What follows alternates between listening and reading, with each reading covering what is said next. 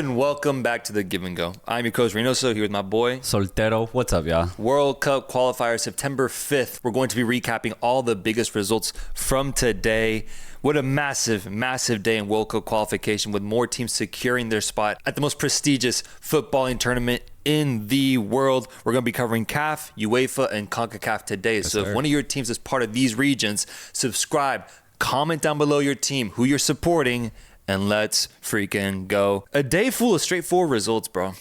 Straightforward results, honestly. Weren't many games where you saw back and forth outside of the one I'm going to start with today, Slovenia versus Sweden, where we got a nice 2-2 result in Slovenia. Sweden taking the lead 2 times, but Slovenia responding one way or another to ultimately even up this match.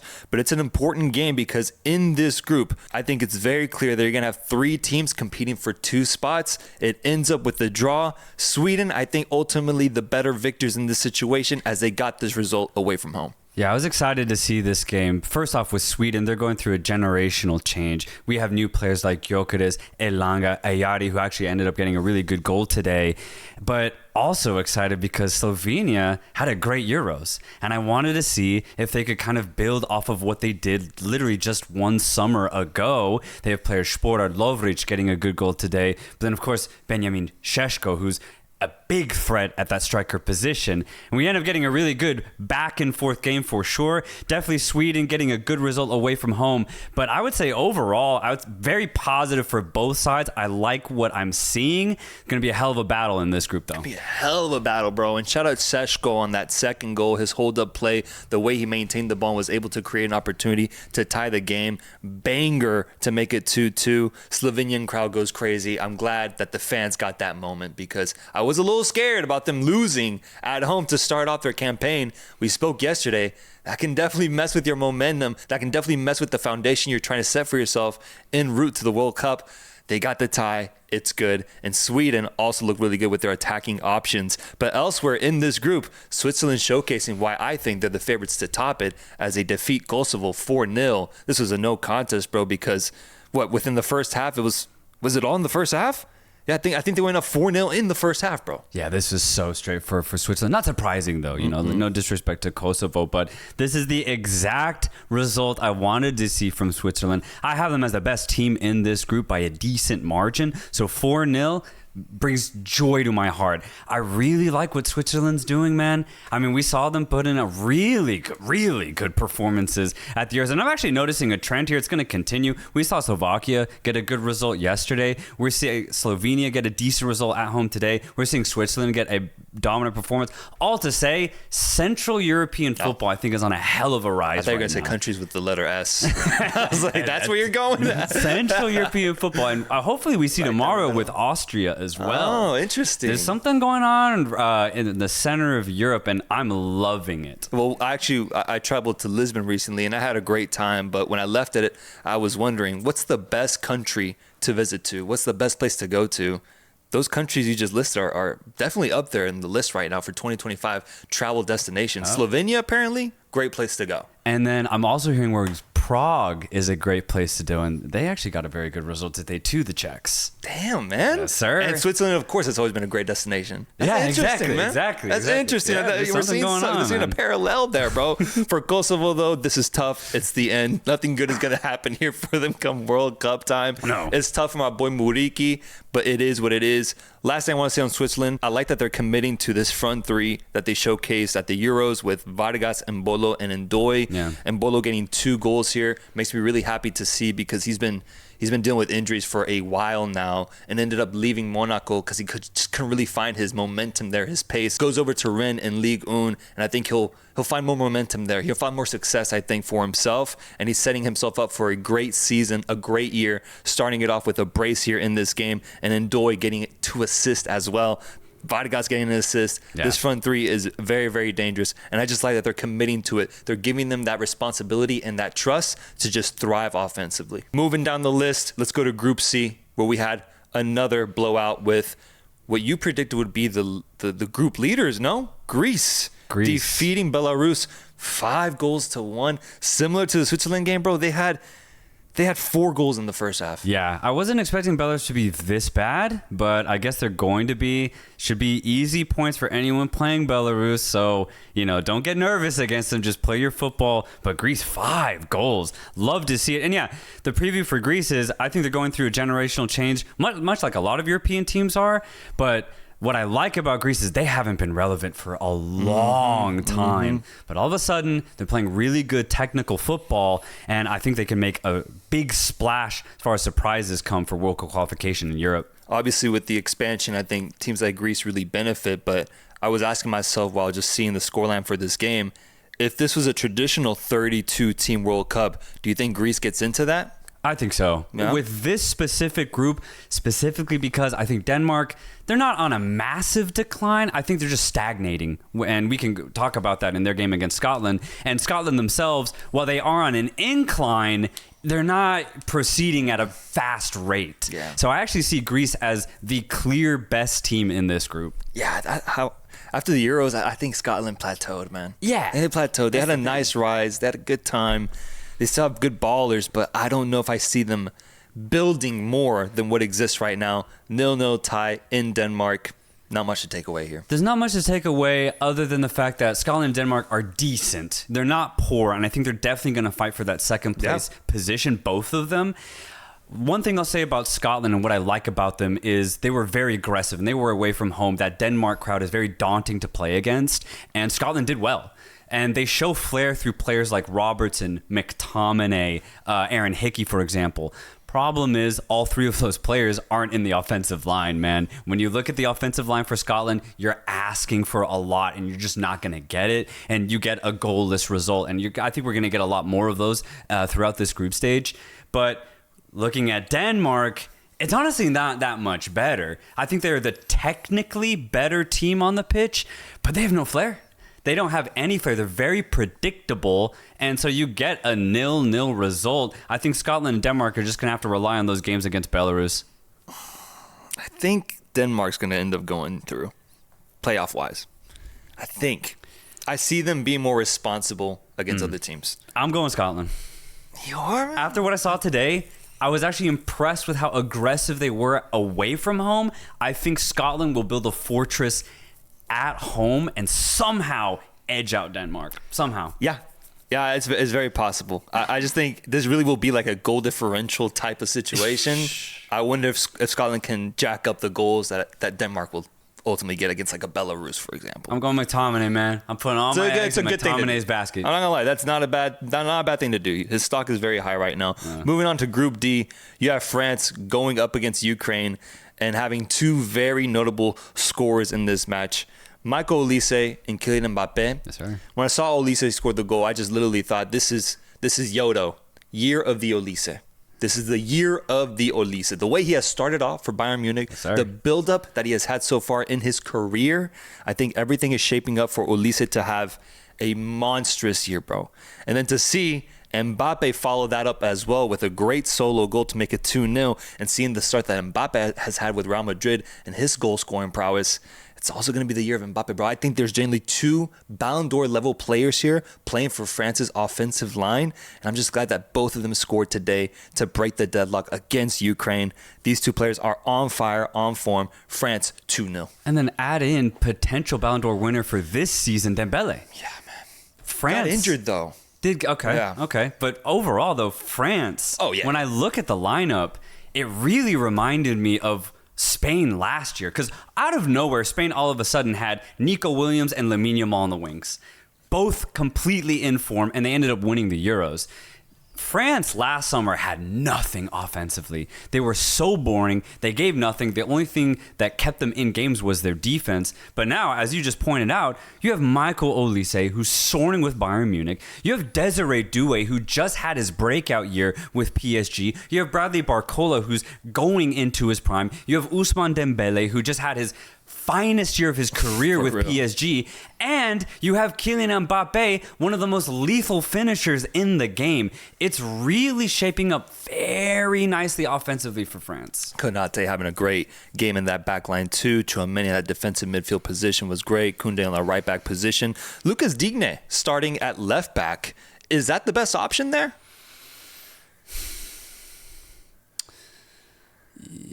You're right, because it used to be Hernandez. Teo's going through a little bit of a weird club situation, just form-wise. So why not put Digne? I guess. Yeah. I guess. I can't name like a more dynamic left back right now. Teo was like a year ago. Yeah. Milo Gusto, I think, prefers right back. Maybe he can shift over to the left. But for France, I think the only question I have for them is a question that I keep seeing brought up by just watchers of the game, which is Deschamps the guy to trust for another cycle?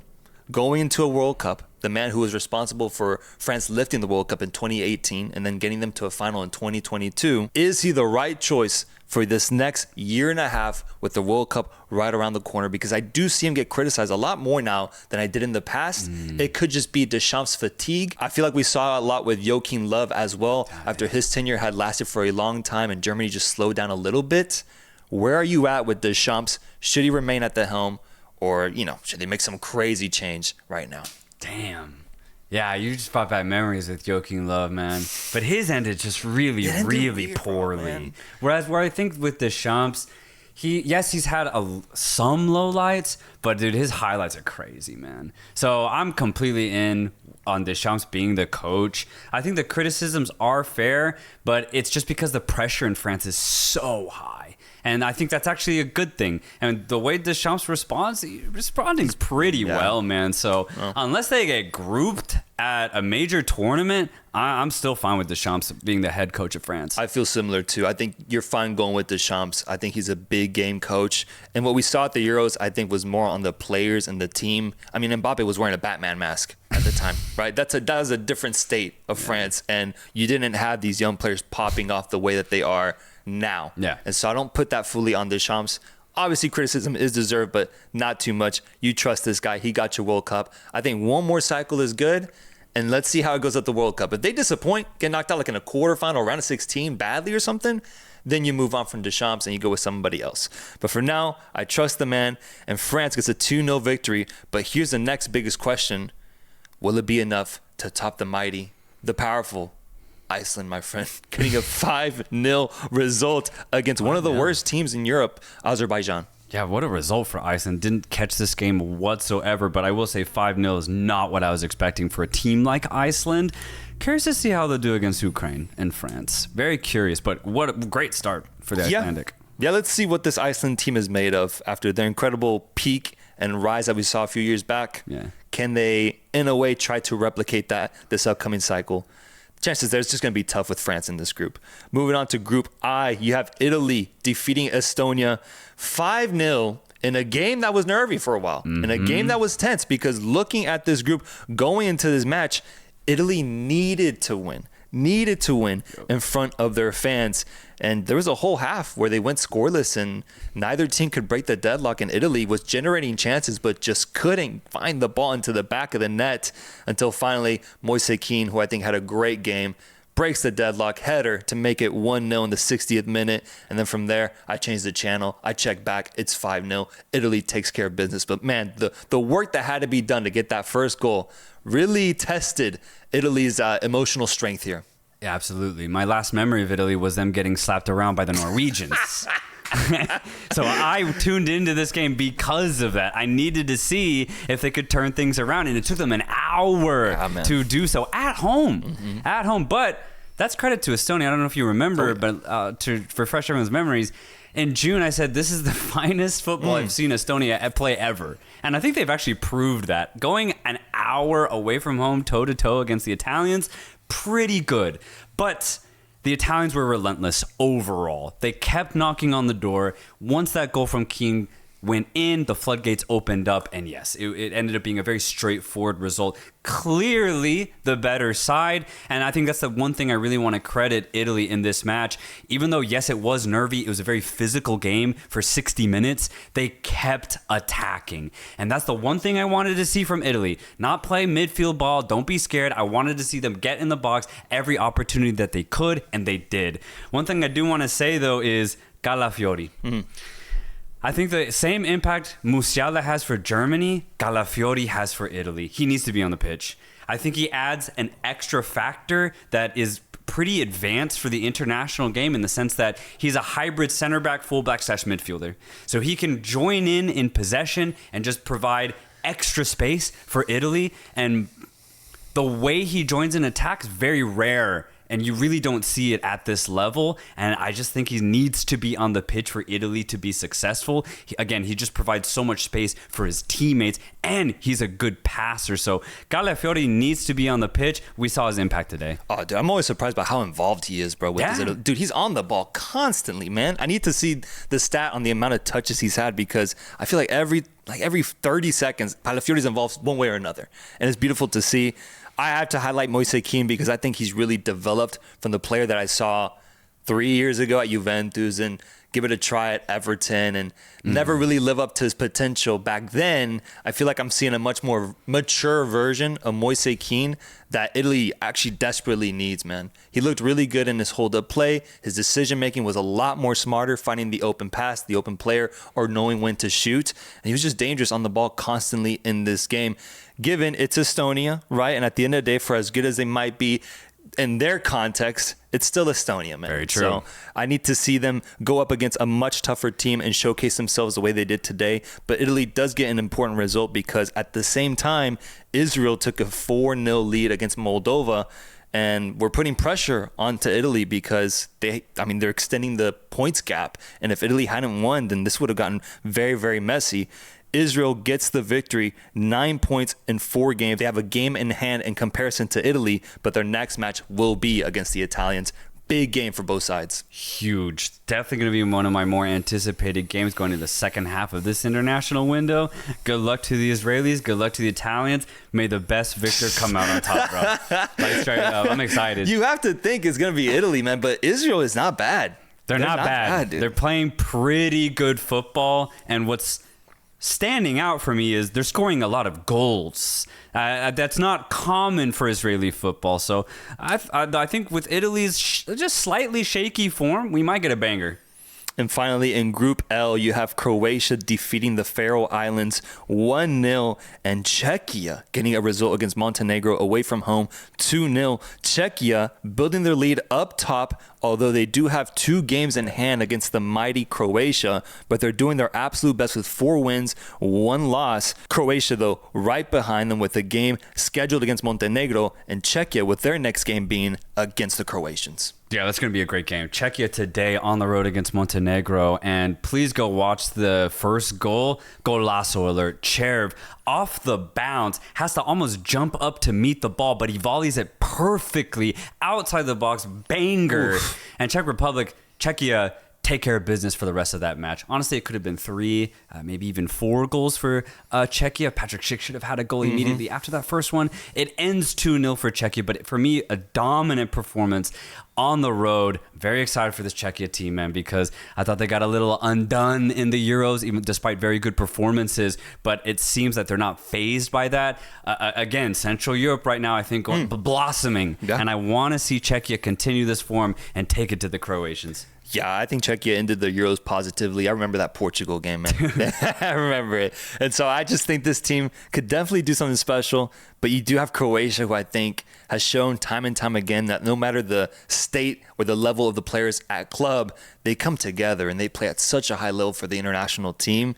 I have Croatia ultimately overtaking this Czechia side, but that game will be insanely tough because Czechia will not be an easy victory. Excited to see that. That's Europe right there. Let's move on over to CAF, Africa. Let's talk African ball here. Please. With Group A action. Burkina Faso going up against Djibouti, and Egypt, the group leaders, going up against Ethiopia. The most notable result, though, was what Burkina Faso did to Djibouti. 5-0 result away from home to extend that lead that they have in second place. If you're a Sierra Leone fan, tough moment here, as it makes it even more difficult to potentially qualify for the playoffs of Africa's region. Yeah, I just see this group is done. I really do. Egypt top. You want to mark it done? Faso. Yeah, let's mark it done. Let's just stamp it. I think Burkina Faso would honestly take it too. Let's not put Sierra Leone through any stress. Let's just send them home and Burkina through the playoffs. Great result for Burkina Faso. They left nothing to the imagination by destroying Djibouti.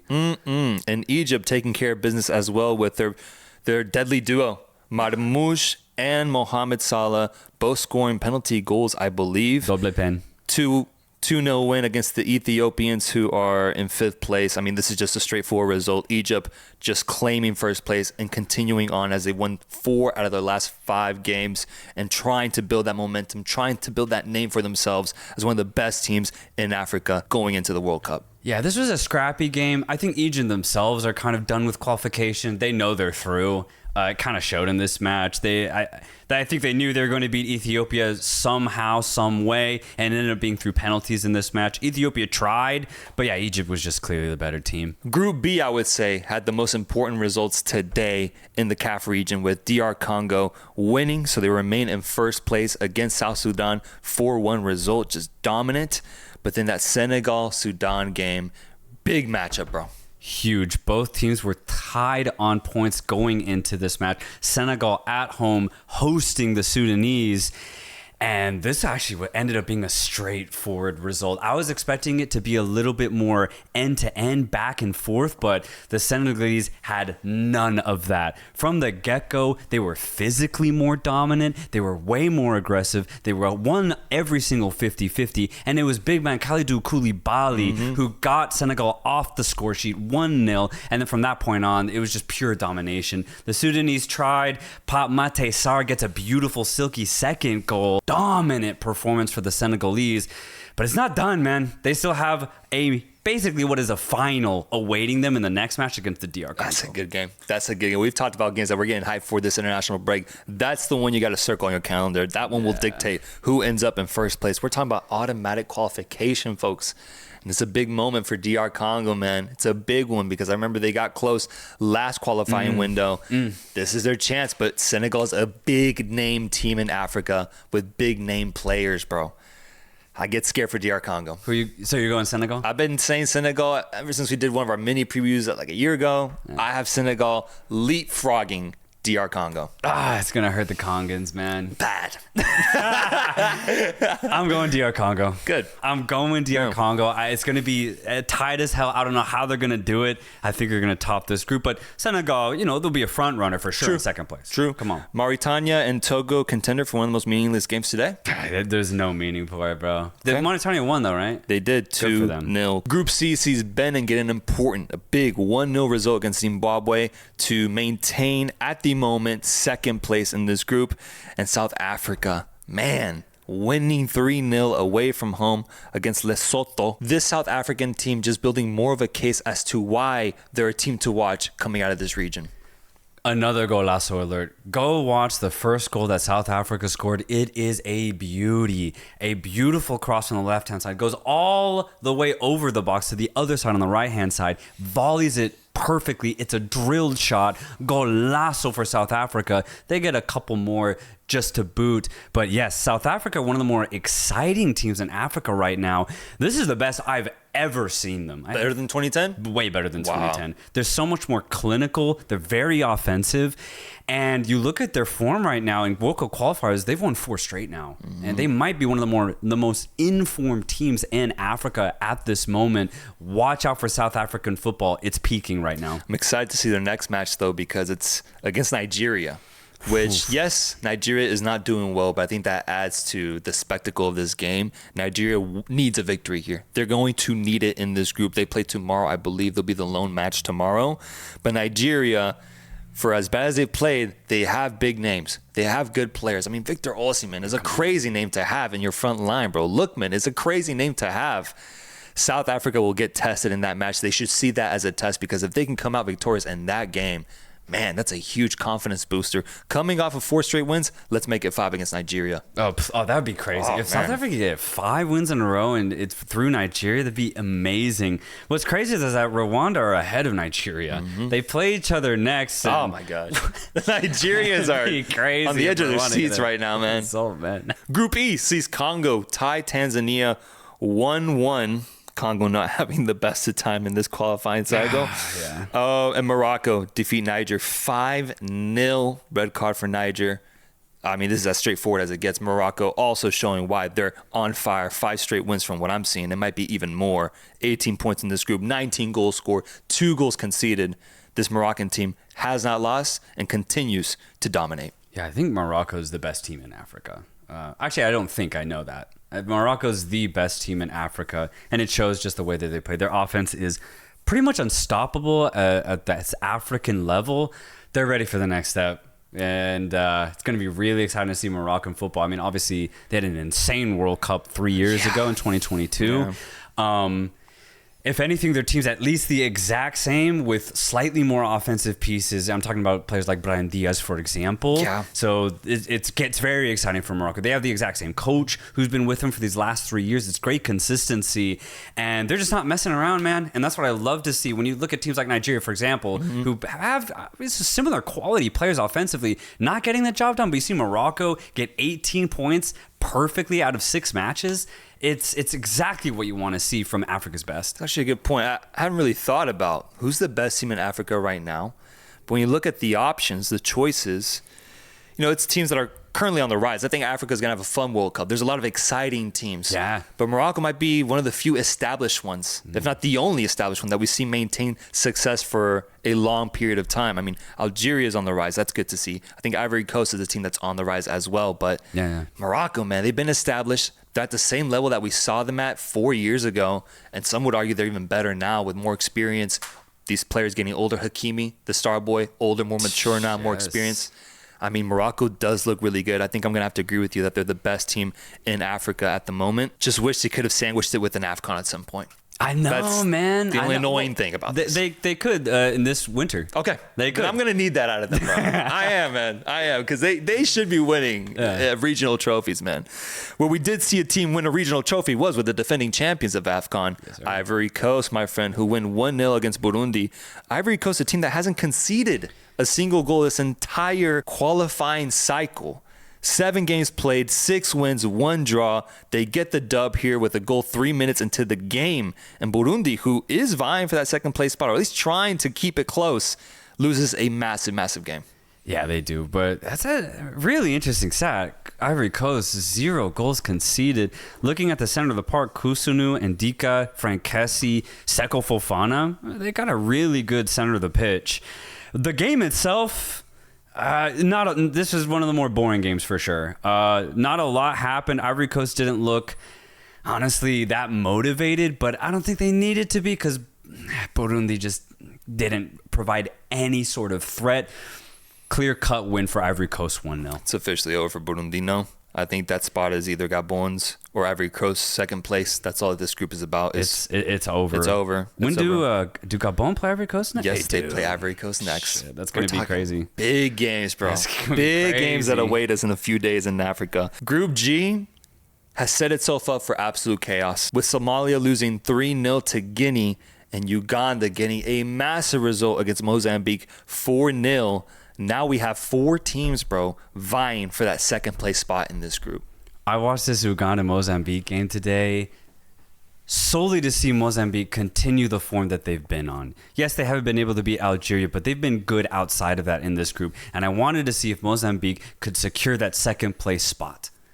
But instead, I got Ugandan entertainment. This was my favorite performance of this entire day so far. Out of the UEFA, out of CAF, 4-0 Uganda. Please, I'm telling y'all, go watch these highlights. This was one of the most entertaining offensive performances on the day. Uganda, my friend. I want to highlight 2 players specific. Actually, 3 players. Okay. Roger Mato. First off, he plays in North Macedonia for FK Vardar. He went absolutely off. Got 2 goals today. 2 golazos. I feel like I've heard of him before. 2 golazos, bro. And you look on the other side of the wing, Alan Akello. Oh my God, bro. This guy's an absolute baller. I look where he plays his football. He plays locally in Uganda for FC Vipers. And all MLS, all Liga MX clubs out there, please go call this man's agent. He was fantastic today. And apparently he had a really good AFCON in the Ivory Coast. So this guy's just in insane form right now. I look at his transfer valuation on Transfer Market. He only costs 500,000 euros. Damn. So there's like zero risk. We can start a team and just have him be our star, bro, if you trust him that much. I trust this man. So I'm serious. If you're like MLS Liga MX level, call this man's agent. He's ready to step up from the Ugandan level. This man was insane today. And then their top striker, Steve Mukwala, plays in Tanzania, and he was fantastic today as well. 4-0. It was one of the most complete offensive performances on the day, and they now leapfrog Mozambique and get that second place spot. It's not over though, because Guinea and Mozambique still have something to say, but the way that Uganda played today, my God, they're one of my favorite teams right now if they can continue to play this offensively. Absolutely. This is a major result here. Botswana still has a chance, baby. Botswana ball remains alive too. It's only 3 points behind Uganda and Mozambique. This is an atrocious result for Mozambique, who now loses their second game in a row, bro. That's a problem. You cannot end your windows like this, bro. They're matched up against Botswana next. Huge game for Mozambique, whereas Uganda will play Somalia. That's a chance to build their lead, get a victory there, and things will look really good. Obviously, Algeria leads this pack as the surefire winners of this group. Lastly, we have Group H with Namibia losing 2-1. against Malawi. They lost, which keeps the Equatorial Guinea story alive, man. It keeps it alive. Both Liberia and Namibia lost in these past 2 days. So Equatorial Guinea, their amazing comeback that happened yesterday is actually paying off.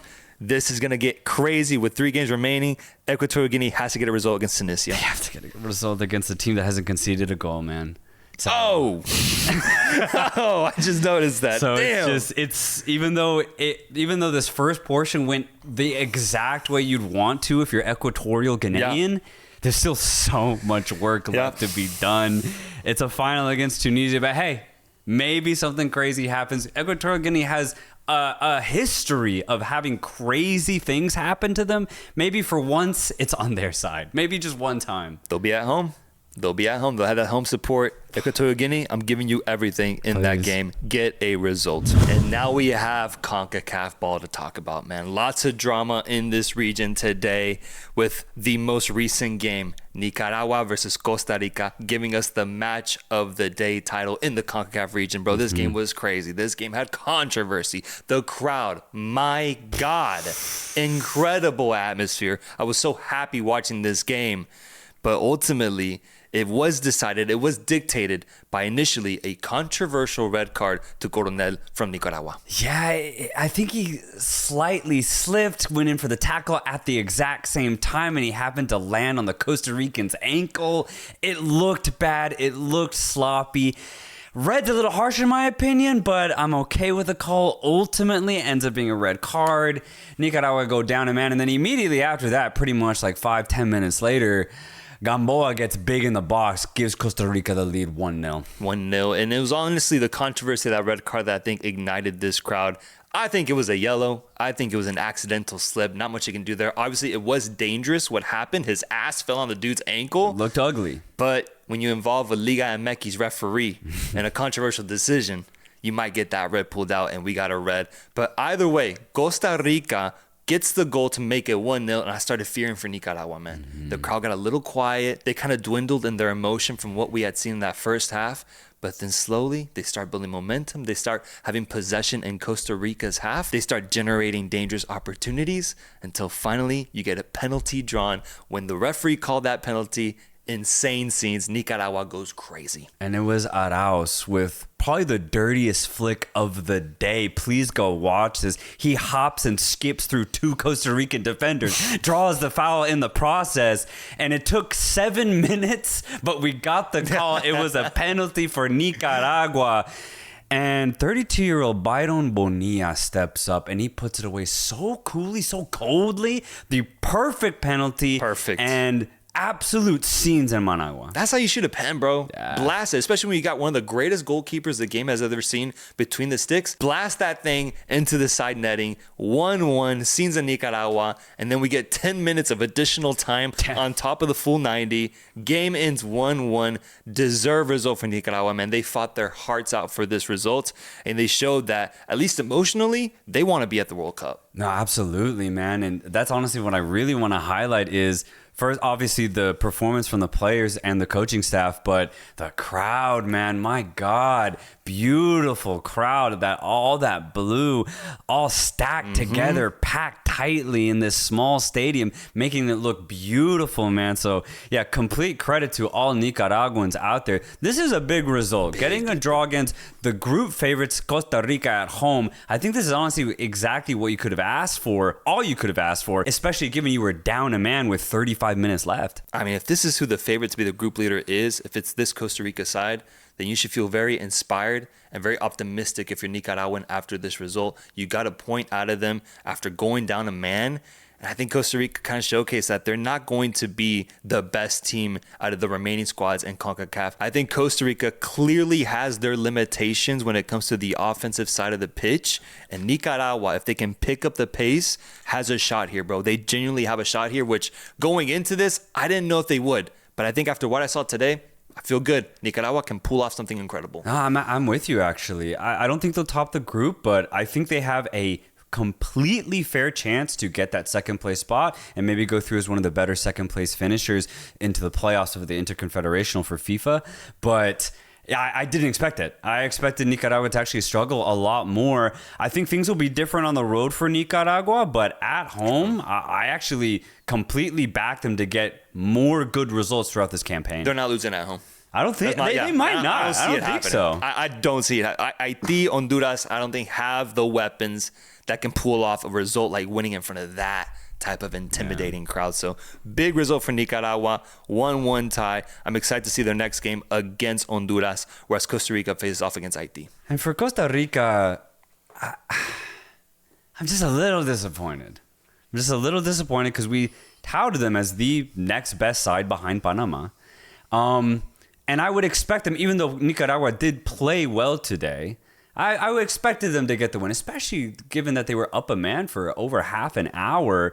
But even before the red card, it just looked like a labored effort for Costa Rica. And it just makes me worried as a Costa Rica fan or as a neutral of the game to see Costa Rica kind of struggle, because I still expect them to qualify for the World Cup. But if they're playing like this, yeah, I think they're going to have a really tough time in 2026. They're going to have a tough time. I've noticed with Costa Rica, basically in the last 4 years with this new era that they've been in, they play better when they're not favored, when they're the underdog in a game. In this game, they were technically the odds-on favorite to get the better result.